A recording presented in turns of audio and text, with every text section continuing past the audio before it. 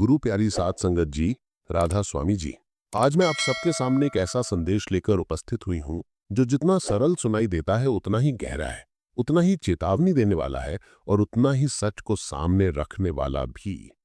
इसलिए कृपया अपने मन को थोड़ी देर के लिए शांत रहने दीजिए, सांसों को हल्का धीमा कर दीजिए और इस पूरी वाणी को भीतर उतरने दीजिए, क्योंकि ये वाणी किसी साधारण इंसान की नहीं बल्कि उस महान सत्पुरुष की है जिन्होंने अनगिनत जन्मों के अंधकार से हमारी आत्मा को बाहर निकालने का वचन लिया है। संगत जी, बाबा जी हमेशा साफ और निश्चल शब्दों में समझाते हैं कि परमार्थ का रास्ता कोई खिलवाड़ नहीं है, ना ये कोई ऐसा मार्ग है जहां सिर्फ आकर बैठ जाने से मंजिल मिल जाए, बल्कि ये वो रहा है जहां मालिक के करीब जाने के लिए हमें अपने मन को रोजाना बदलना पड़ता है, सुधरना पड़ता है, जगाना पड़ता है।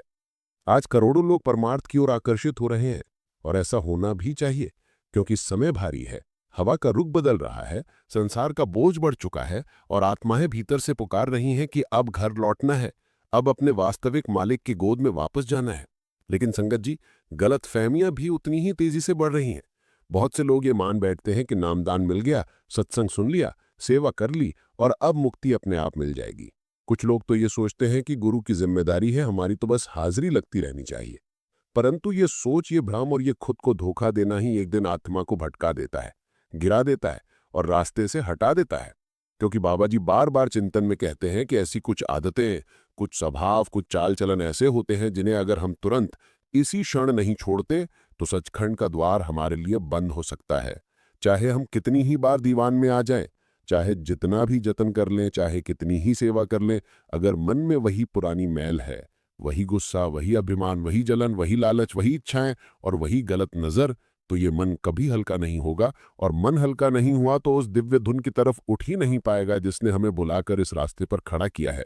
संगत जी, आज सतनाम धुन चैनल पर मैं वही 6 बुरी आदतें आपको बताने जा रही हूं जिन्हें लेकर बाबा जी बिल्कुल भी नरमी नहीं बरतते, जिन्हें वह चाहकर भी नजरअंदाज नहीं कर सकते, क्योंकि कानून तो कानून है, उसका पालन स्वयं सत्पुरुष भी करते हैं। और अगर सत्संगी ने इन 6 बातों को नहीं छोड़ा तो चाहे वो कितने भी साल सत्संग में आता रहा हो, उसे आध्यात्मिक जहाज से नीचे उतरना ही पड़ सकता है। पहली और सबसे बड़ी आदत है गुस्सा। संगत जी, गुस्सा वो आग है जो बाहर नहीं बल्कि भीतर जलाती है। बाहर जलती आग हाथ को जलाती है, लेकिन मन की आग दिल को फाड़ देती है। बाबा जी कहते हैं कि क्रोध और परमार्थ दो बिल्कुल विपरीत दिशाओं में चलते हैं। जिस व्यक्ति में गुस्सा है उसमें टिकाव नहीं होता, उसमें स्थिरता नहीं होती, उसमें शांति नहीं होती और जहां शांति नहीं, वहां सद्गुरु की महक कभी नहीं बसती। बहुत लोग सेवा करते हैं, मुस्कुराते हुए संगत से मिलते हैं, बड़े मीठे शब्द बोलते हैं, लेकिन घर पहुंचकर अपने ही बच्चों, पत्नियों, माता पिता या अधीन काम करने वाले लोगों पर चिल्ला पड़ते हैं। वहां अचानक वो विनम्रता गायब हो जाती है, क्योंकि वो विनम्रता भीतर की नहीं बल्कि सिर्फ दिखावे की थी। और बाबा जी कहते हैं कि दिखावा चाहे कितना भी चमकदार क्यों ना हो, भीतर से मन अगर कच्चा है तो एक झटके में टूट जाता है। इसलिए गुस्से को नियंत्रित करना अनिवार्य है और इसका उपाय भी बेहद सरल है। जैसे ही गुस्सा उठे, आंखें आधी बंद करिए, एक पल को बाबा जी के शांत चेहरे को याद कर लीजिए और देखिएगा कैसे 5 सेकंड में ही मन ठंडा पड़ जाएगा, जैसे किसी ने भीतर धधकती आग पर पानी डाल दिया हो। संगत जी, अब आते हैं दूसरे उस दोष पर जिसने अनगिनत आत्माओं को रास्ते से हटाया है, और वो है अहंकार। अपने आप को बड़ा समझ लेना, श्रेष्ठ मान लेना, दूसरों को छोटा मान लेना, अपनी उपलब्धियों को बढ़ा चढ़ा कर देखना। अहंकार एक बेहद महीन बीमारी है, मन के सबसे गहरे कोने में बैठती है और इंसान को खुद दिखाई भी नहीं देती। बाबा जी कहते हैं कि मालिक एक पल के लिए भी अभिमान बर्दाश्त नहीं करता। जिसने हमें दिया वो कभी भी वापस ले सकता है। तरक्की मिली है, सुविधा मिली है, सुंदरता मिली है, पद मिला है, ये सब मालिक की कृपा है, हमारा कोई योगदान नहीं। हम सिर्फ माध्यम हैं, करणहार तो ऊपर बैठा है। पर आजकल छोटी सी सफलता पर भी लोग फूल जाते हैं। संगत में आते हैं तो चलते ऐसे हैं जैसे संसार उन्हीं के इर्द गिर्द घूम रहा हो। कोई नई कार ले आए तो सेवा स्थल में सबसे आगे खड़ी करने में गर्व महसूस करते हैं। कोई थोड़ा सा ज्ञान सीख ले तो उसे हथियार बनाकर दूसरों पर हुक्म चलाने लग जाते हैं। पर बाबा जी ऐसे मन को अपने पास टिकने नहीं देते। मालिक की नजरों में ऊंचाई विनम्रता से आती है, अहंकार से नहीं। और इस अहंकार का सबसे खतरनाक रूप तब होता है जब नामदान मिलने के बाद कोई भाई या बहन उन लोगों को कम समझने लगता है जिन्हें अभी नामदान नहीं मिला। ये सबसे भारी दोष है। कहते हैं जिस दिन मन में ये एहसास आ जाए कि मैं बड़ा हूं, मैं आगे हूं, मैं खास हूं, बस उसी दिन आध्यात्मिक यात्रा वहीं रुक जाती है। ऐसे समय पर सिर्फ 5 सेकंड की एक बात याद रखिए। बाबा जी स्वयं कितने विनम्र हैं, कितने सहज हैं, कितने नीचे झुककर मिलते हैं, और जिन्हें संसार पूछता है वो भी अपने अंदर अहंकार नहीं आने देते। जब इतना बड़ा सत्पुरुष अहंकार से दूर है तो हम किस बात पर घमंड करें। संगत जी, अब पहुंचते हैं तीसरी उस आदत पर जो अंदर इतना जहर घोल देती है कि आदमी चाहे कितनी मेहनत कर ले आगे बढ़ ही नहीं पाता, और वो है ईर्ष्या, जलन, द्वेष। ये दोष आपको धीरे धीरे अंदर से खोखला कर देता है। बाबा जी कहते हैं कि जिस मन में किसी भी जीव के प्रति जलन है, द्वेष है, तुलना है, उसे सचखंड में जगह ही नहीं मिलती, क्योंकि जहां प्रेम नहीं वहां मालिक का प्रकाश नहीं टिकता।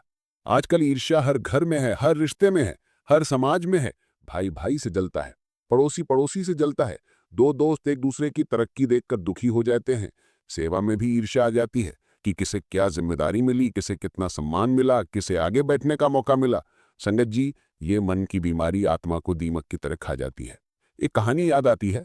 दो सेवादार सालों से साथ सेवा करते थे, लेकिन जब उनमें से एक को नेतृत्व की जिम्मेदारी मिली तो दूसरे के मन में जलन का तूफान उठ गया। वो जब भी भजन सिमरन में बैठता, मन उसी सोच में उलझ जाता कि उसे क्यों, मुझे क्यों नहीं। और धीरे धीरे वो जलन उसे भटकाती चली गई, जबकि जिसे जिम्मेदारी मिली थी वो तो विनम्रता से अपनी सेवा करता रहा। ना उसे फर्क पड़ा, ना अहंकार हुआ। नुकसान सिर्फ उसी का हुआ जिसने ईर्ष्या को पकड़े रखा। संगत जी, अगर आप चाहते हैं कि जहर आपके भीतर से निकल जाए तो बस एक अभ्यास अपनाइए। हर इंसान में अपने गुरु को देखना शुरू कर दीजिए। जब आपको हर चेहरे पर मालिक का ही अंश नजर आने लगेगा तो किसी से ईर्ष्या करना असंभव हो जाएगा। अब संगत जी, चौथी बुरी आदत है लोभ, लालच और मोह। इंसान की चाहतों की भूख कभी खत्म नहीं होती। जितना मिल जाए उससे ज्यादा चाहिए, जितना जमा हो जाए उससे कई गुना और चाहिए।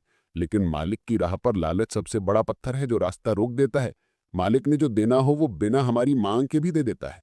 फिर लालच किस बात का। एक अमीर आदमी से किसी ने पूछा, तुम्हारे पास कितनी जमीन है? उसने गर्व से कहा, 20 प्लॉट। तब सामने वाले ने कहा, अगर 30 होते तो क्या फर्क? अमीर चुप हो गया, क्योंकि सच तो यही है कि इंसान चाहे कितनी भी जमीन जोड़ ले, रहना तो एक ही कमरे में होता है और जाना तो खाली हाथ ही पड़ता है।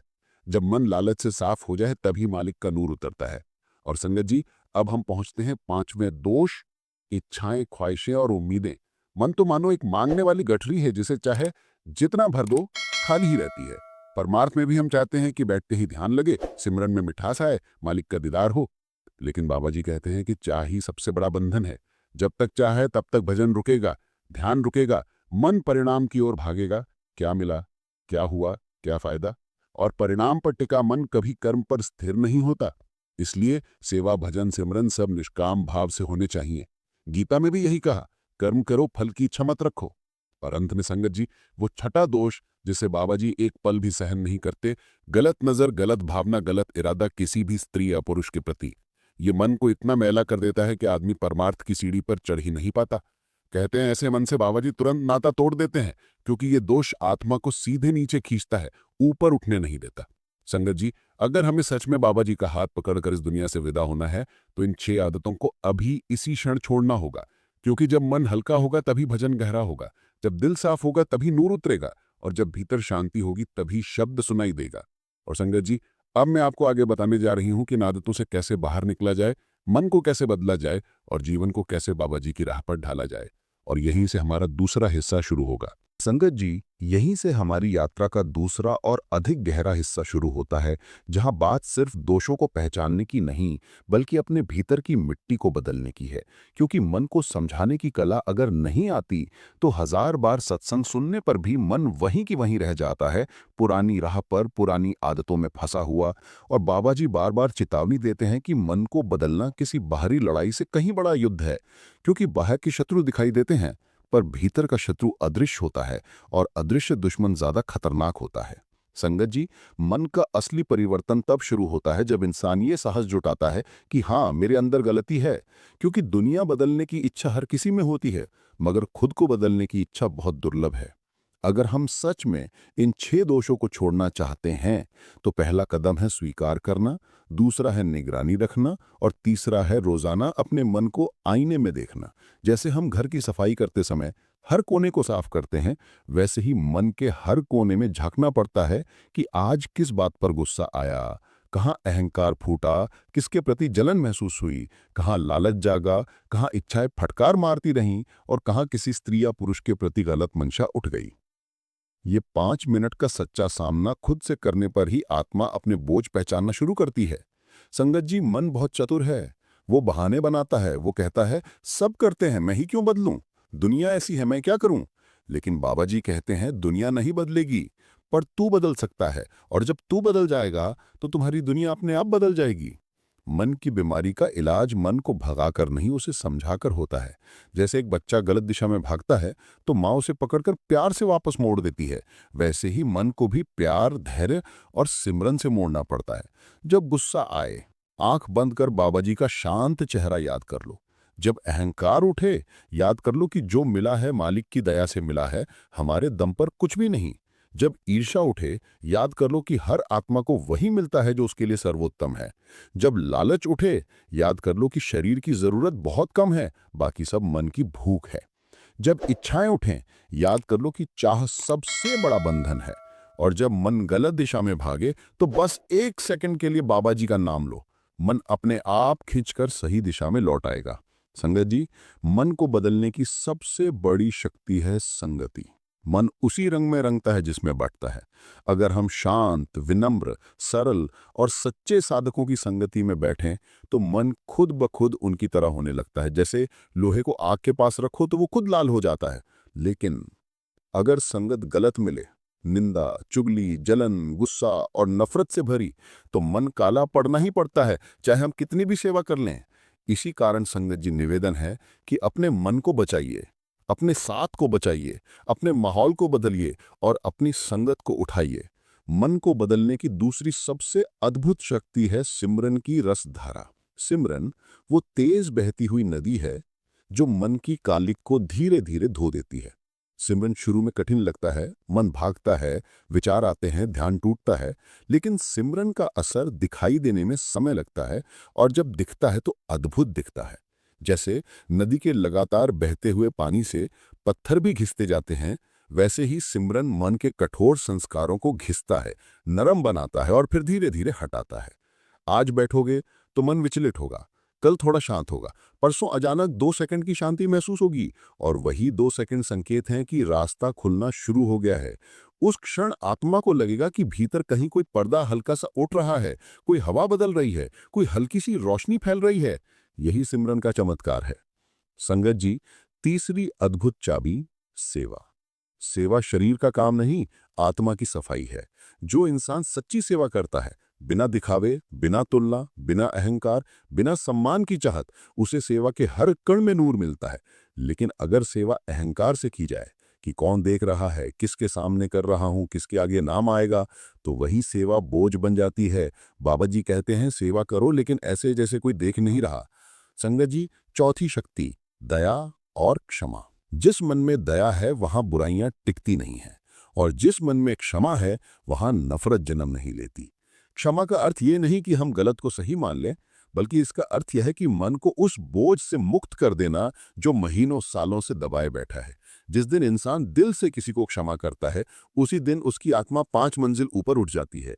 और ये क्षमा सिर्फ दूसरों के लिए नहीं, खुद के लिए भी जरूरी है, क्योंकि हम अपने ही दिल में अपने ही अपराध लिए घूमते रहते हैं।